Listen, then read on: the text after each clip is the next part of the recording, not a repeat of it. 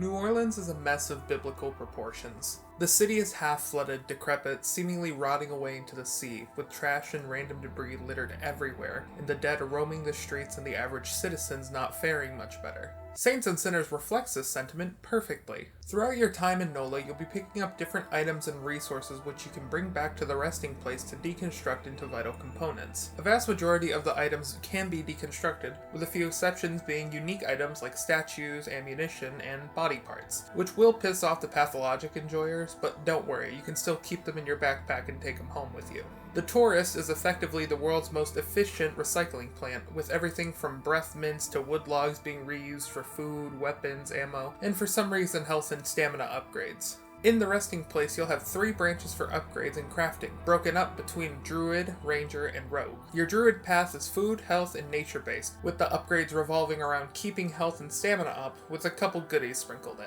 You're able to break down spoiled food and different medical supplies to make food with no downsides, such as stews, beignets, and eventually herbal medicine, because apparently Karen had a point with those essential oils being a cure for disease. You're also able to craft bows and associated arrows, because apparently VR's call to fame is having a million different analogs for bow mechanics. These ones are actually kind of cool though, so. Your ranger tree is weapons and ammo. I really don't have much to add to this, so instead I'll point out that each tree has 10 possible upgrades with 5 secret items each. Upgrading the branches is the same as crafting weapons, just with higher amounts of resources compared to a pistol or a stew. The 5 secret items have clues for each of them to be found out in the world, usually in safes or secure locations. These items are schematics, which are items that you can craft regardless of the level of the bench. The rogue tree is all about melee and traps. You'll be able to craft shivs, cleavers, bombs, and eventually the almighty katana. Throughout each of the trees, there is a handful of passive upgrades for your character, ranging from increasing health and stamina to expanding your backpack's storage capacity, so I guess it's time to talk about that now. The base backpack has 27 slots for individual items and 1 slot for a 2-handed weapon, upgrading to 36 slots and 2 side slings. Each item takes up a singular inventory space, including one-handed weapons, bandages, knives, limbs, foods, and different trash and resources that you find out in the world. Think Subnautica rather than Minecraft. The backpack acts as one of those mini-games that you'll be playing throughout the game, balancing your resource gathering to the resources you'll be needing to survive. On your person, you're able to carry 2 one-handed weapons and 1 two-handed weapon over your right shoulder. Ammo is counted in a separate bag of holding, and you're able to hold as much ammo as the Lord intends, which, alongside having quest items in a separate tab for the backpack, is a really good choice.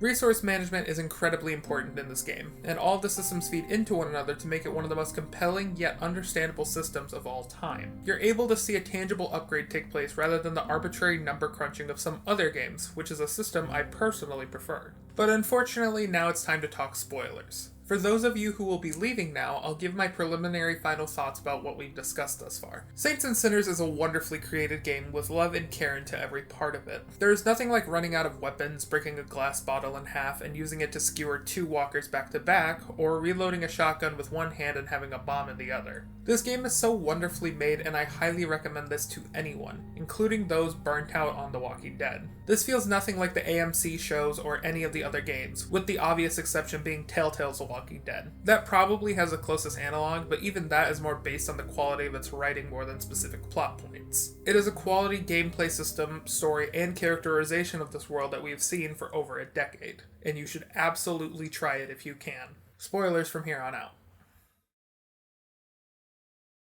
You may be wondering why I put the spoiler section in the middle of this section rather than the beginning of the other section. Well, that's because this is where things get messy. Saints and Sinners is a wonderful gameplay loop, that much I'm not lying about, and I truly believe that it is a masterpiece worth discussing and talking about, if for no other reason than to hopefully address some things that affect the future of this franchise. So let's start there. On my first playthrough of this game a couple years ago, I had what I would consider the pinnacle experience with the game. It was cinematic and real in a way that was horrifying, uncomfortable, and where I never felt any form of control until the very end of the game. Traveling to Bastion before a related quest and fighting a squad that overpowered me handily was contrasted by that quest, and it was a wonderful experience of context. Seeing a human die and then become reanimated moments later was fucking scary, and that image still replays in my mind like a waking nightmare. On your first playthrough, this game is everything you could ever wish for in a horror survival RPG. It felt like the best parts of Resident Evil 2, barely having enough resources to prepare fully for an expedition. My first experience with the herd was in an area where I was already resource starved, so adding the herd on top of that was icing on top of the anxiety cake. It was a challenge to overcome, and doing so made me feel like I overcame something impossible. I rode that high until the finale, immediately wanting to dive through the contents of the game again and again and again.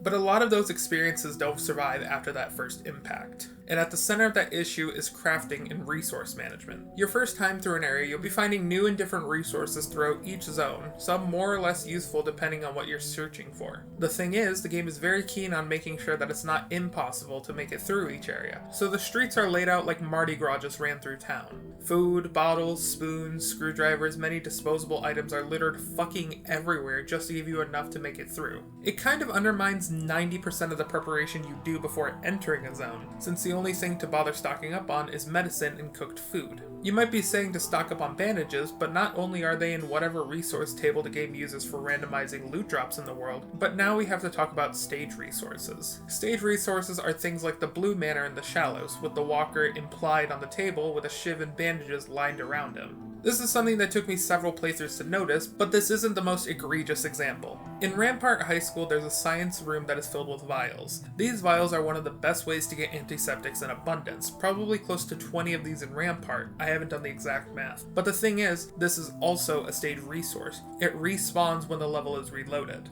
I'm not sure if this was a deliberate decision on part of the developers or if it was due to the limitations of the engine, because I can see it going either way. Maybe the developers wanted to ensure that thematic resources like the knife and the walker would always be there regardless of how long it's been, giving you a distinct landmark in a particular area considering the maps aren't hyper detailed. Maybe the engine loads level as a quest level on your first time through, then on your subsequent visits you're going there on the resource version of that level. Different events can occur in each of these levels, so maybe each of those is its own level with their own values and specific data points that was too much to account for the missing resources constituting its own level. Maybe it's just an oversight, or maybe it didn't quite work like the devs intended, which brings me to my final reason why resource management and crafting starts to put cracks into this game. Every time you go to sleep and transition to the next day, you are met with the same message. Available supplies have dwindled, the dead have grown in number.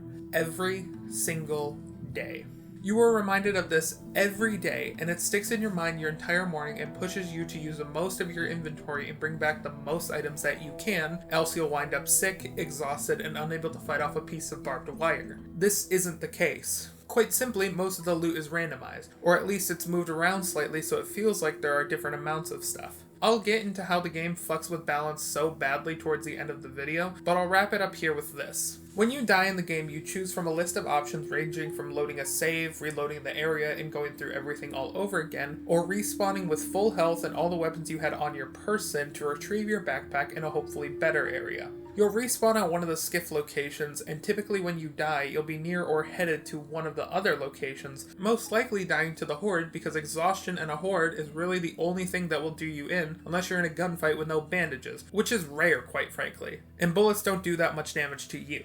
So it's a case of having a little more advantage, grabbing your goodie bag with no lost resources that you've collected, and heading back home. Yippee! Sorry for the sudden negativity, let's get back to the positives for now.